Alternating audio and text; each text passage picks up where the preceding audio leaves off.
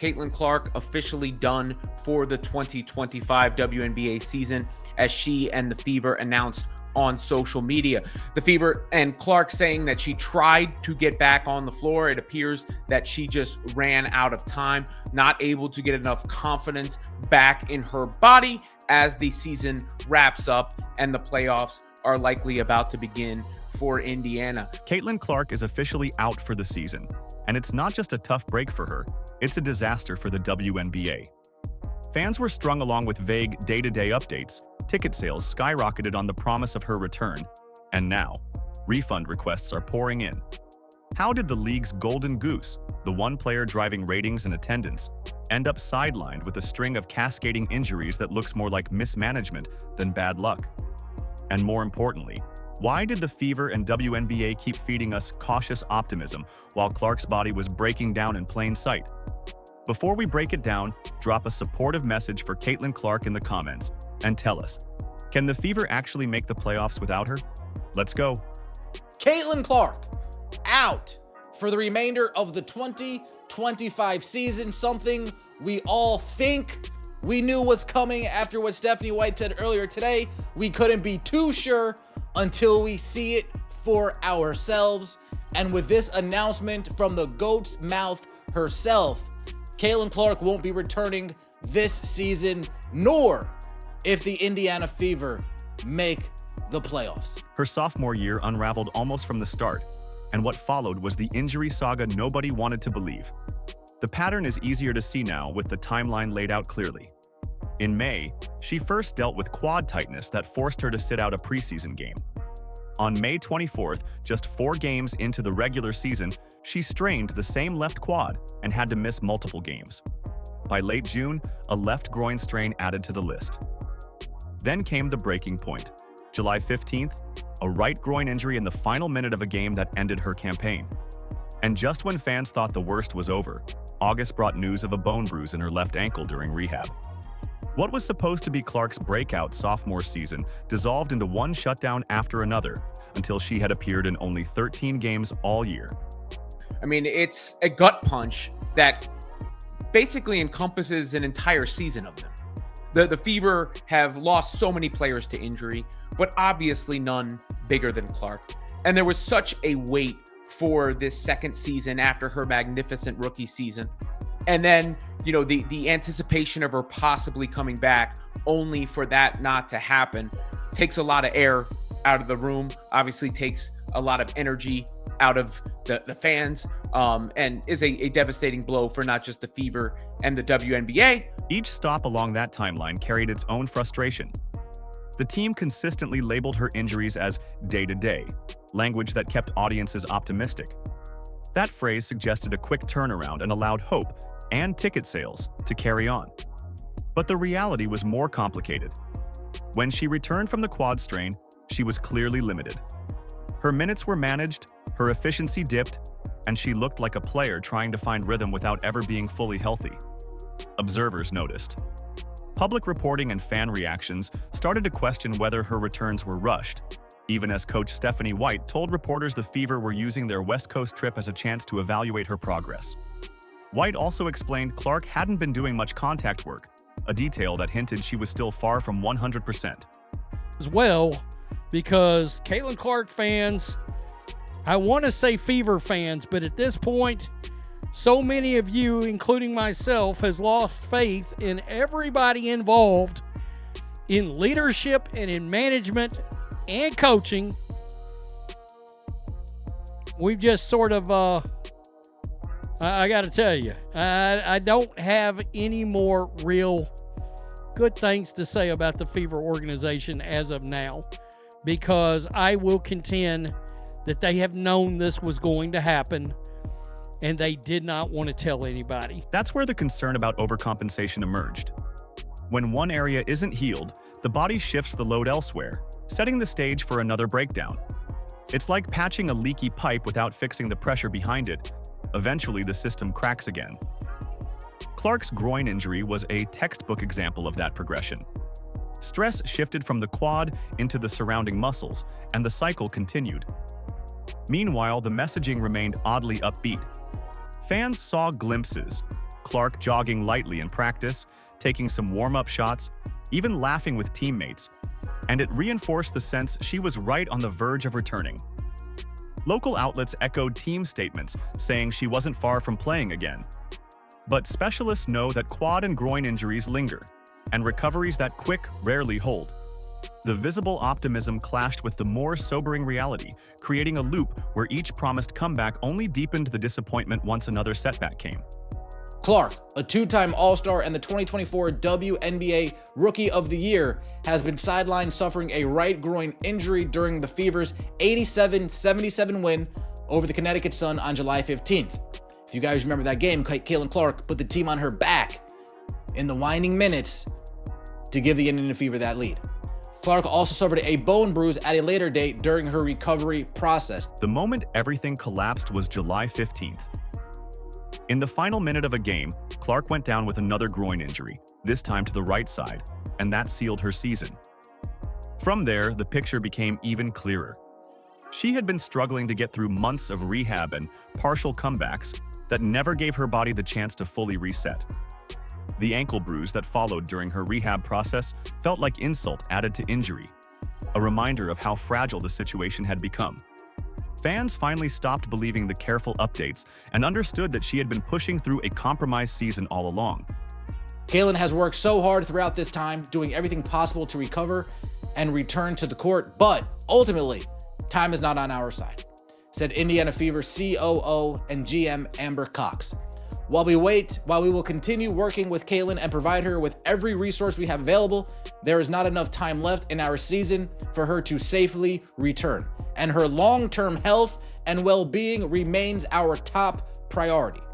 We are looking forward to having her back at full strength to start the 2026 season. Clark appeared in 13 games during the regular season, averaging 16.5 points, 8.8 assists, and 5 rebounds per game, while helping lead the team to the 2025 WNBA Commissioner's Cup title. Her own words stripped away any remaining illusions. She admitted she spent every single day in the gym working toward a return, and when asked how she felt about the outcome, she said, "Disappointed isn't a big enough word." That raw honesty hit harder than any team press release. Clark had poured every bit of effort into salvaging her season, while the public narrative made it sound like she was on the verge of being fine. In the end, the truth was simple. A string of injuries piled up, took her off the court, and left the Fever without the one player who had reshaped the league's relevancy in real time. And this is what Caitlin wrote. I had hoped to share a better update, but I will not be returning to play this season. I spent hours in the gym every day with the singular goal of getting back out there. Disappointed isn't a big enough word to describe how I am feeling.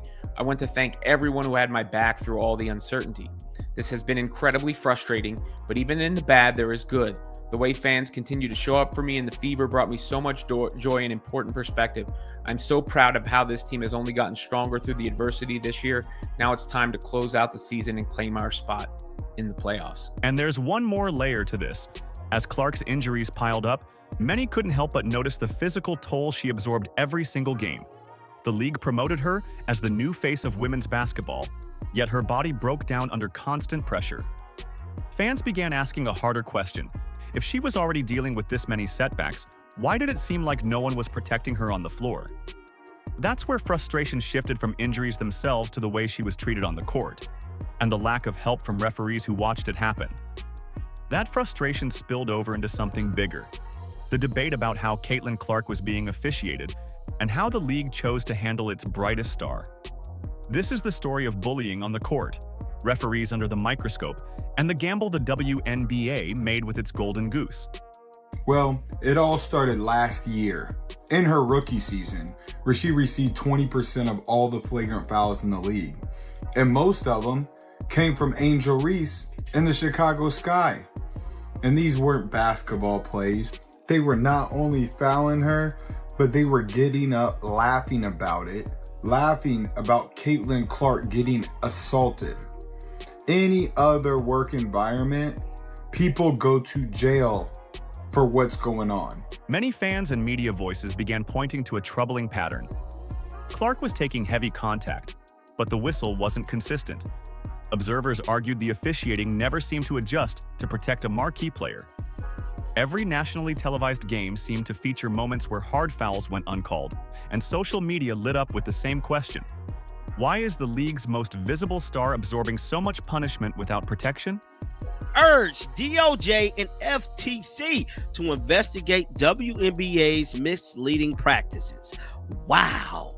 Wow, wow, wow, wow, wow. So we are here now. We are here now. And what's crazy about all of this is that, guys, this is I'm not going to come on here and say that they're going to lose. Because if there was an investigation going into this team, they're not going to lose this investigation. Oh, they're going to win. Whoever is representing Caitlyn is going to win. It wasn't speculation out of nowhere. There were receipts, clips of Clark being hit, shoved, and outright bullied each and every time she steps on the court. Plays like that fueled the outrage. Fans paused their feeds and replayed those sequences in slow motion, pointing out slaps across the arm, shoulders lowered into her chest, and physical play that appeared well beyond letting them play. For commentators, highlight shows, and even casual viewers, it became not just about basketball, but about whether officials were treating Clark differently. And last year, I noticed how much it was just Caitlin Clark. Caitlin Clark was taking all the hits. Caitlin Clark was taking all the abuse.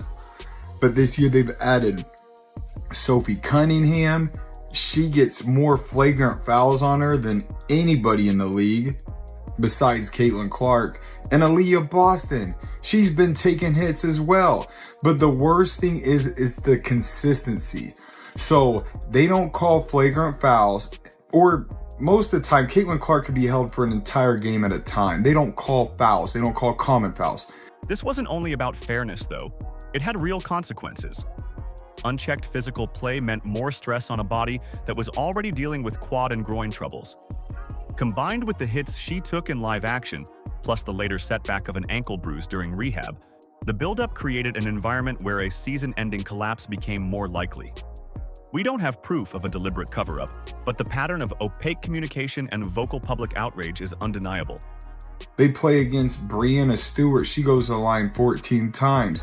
Asia Wilson goes to the line 13 times. And Aaliyah Boston can't play 20 minutes in a game without being on the bench in foul trouble. That's another problem that we're dealing with. But like I said, this year, it's not just Caitlin Clark. If you wear that Indiana Fever jersey, consider it done. The refs are not going to be fair, and they are going to cheat and do whatever it takes to do what the higher-ups say. Critics also tied the narrative back to commercial decisions. The Fever and the league kept labeling Clark's status as day-to-day, even as weeks stretched into months. At the same time, sold-out road games went forward, arenas expanded to meet demand, and tickets soared in price. When Clark was officially ruled out, frustration erupted because fans felt they were promised something they'd never realistically get. The perception formed that commercial interests, the guarantee of full seats and national ratings, were treated as a higher priority than clear, transparent updates about her actual health. For the last 2 weeks, Stephanie White knew where this was going to end up. I would say for the last month or so, they kind of had a feeling where this was going to go. The main issue, another day-to-day injury that turns into a season ender. Another day-to-day injury that turns into a season ender. And if you don't call that a lack of transparency, I don't know what to call that. That perception matters. Take a step back, and you see how the conflicting storylines fueled mistrust.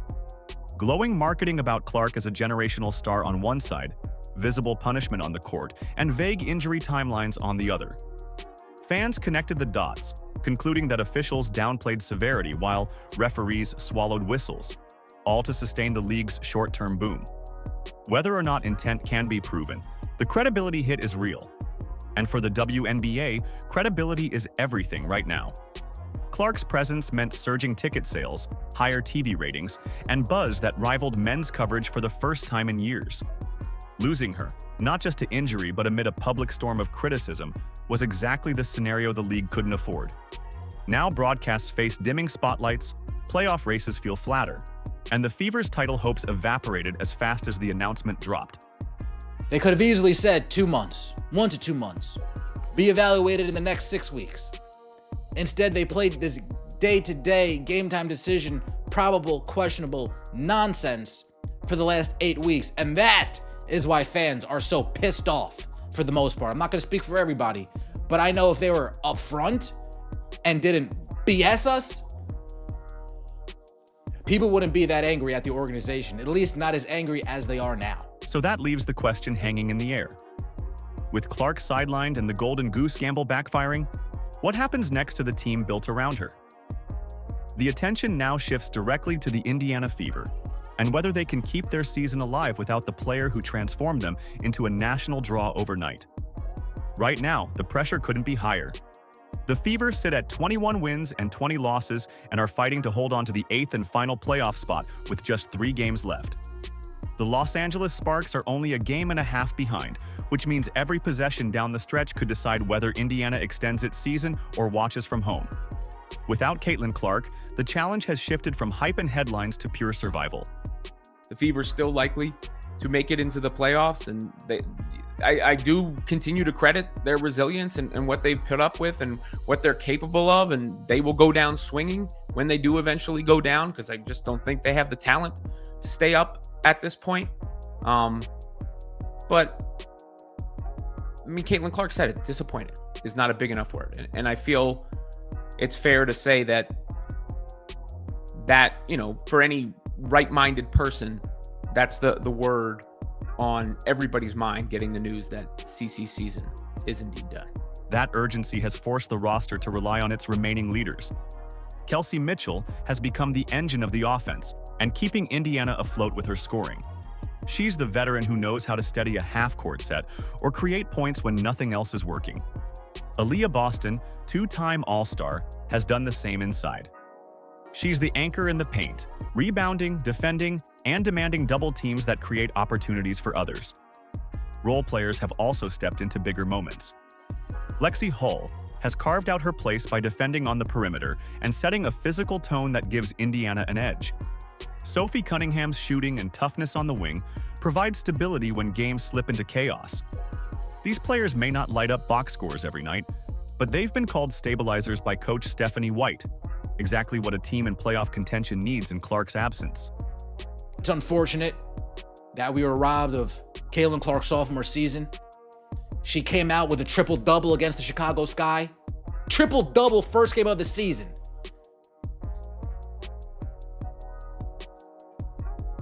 Returns from injury, 32 points against the New York Liberty.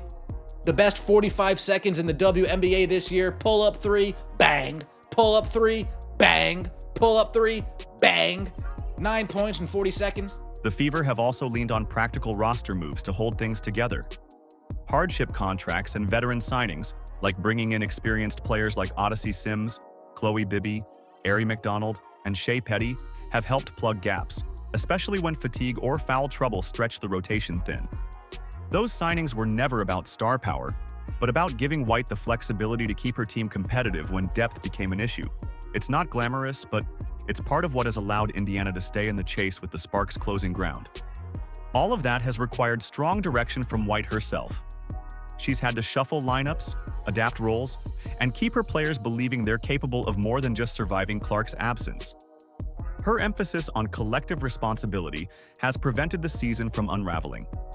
Instead of leaning on one player, she's highlighted the pieces that, together, still form a roster with a chance to fight their way into the postseason. The story isn't about replicating what Clark brought. It's about finding new ways to compete. Mitchell's scoring, Boston's strength inside, Hull's defense, and Cunningham's toughness have made Indiana stubborn in games they could have folded. Add in the reinforcements from hardship contracts, and the Fever are still putting themselves in position to define their year on their own terms. This is on your head, Kathy Engelbert, and the rest of the WNBA Players Association executive leadership who failed to hold officials and players accountable for the barbaric style of play the Fever and Caitlin Clark have had to endure this year. Kathy, resign. If Indiana manages to make the playoffs, it won't be because the schedule fell their way or because opponents underestimated them. It will be because veterans stepped up, role players refused to disappear, and the team built a foundation in the middle of chaos. That's a payoff worth watching, proof that even without their star, the Fever still have the resilience to matter in the postseason conversation. But this season is not just about Indiana's ability to adapt. It's about what Clark's injury revealed on a larger scale. As the Fever push through their final stretch, the entire league is left facing the bigger question of what went wrong, and what this moment says about the WNBA's handling of its brightest player. For many fans, this season feels like evidence that the league and team communications broke down when it came to player health. The frustration is real, but the Fever's front office maintains Clark's long-term well-being was always the top priority. As Fever General Manager Amber Cox put it, the organization is looking forward to having Clark back at full strength in 2026, a clear signal that recovery, not short-term gains, will guide the path forward. In the meantime, players like Mitchell, Boston, Hull, and Sims keep carrying the fight, proving Indiana still has a heartbeat. So now it's your turn. Drop a supportive message for Caitlin Clark in the comments and tell us, can the Fever actually make the playoffs without her? Like, subscribe, and turn on all notifications so you never miss out. Click the video on the screen, and we will see you in the next one.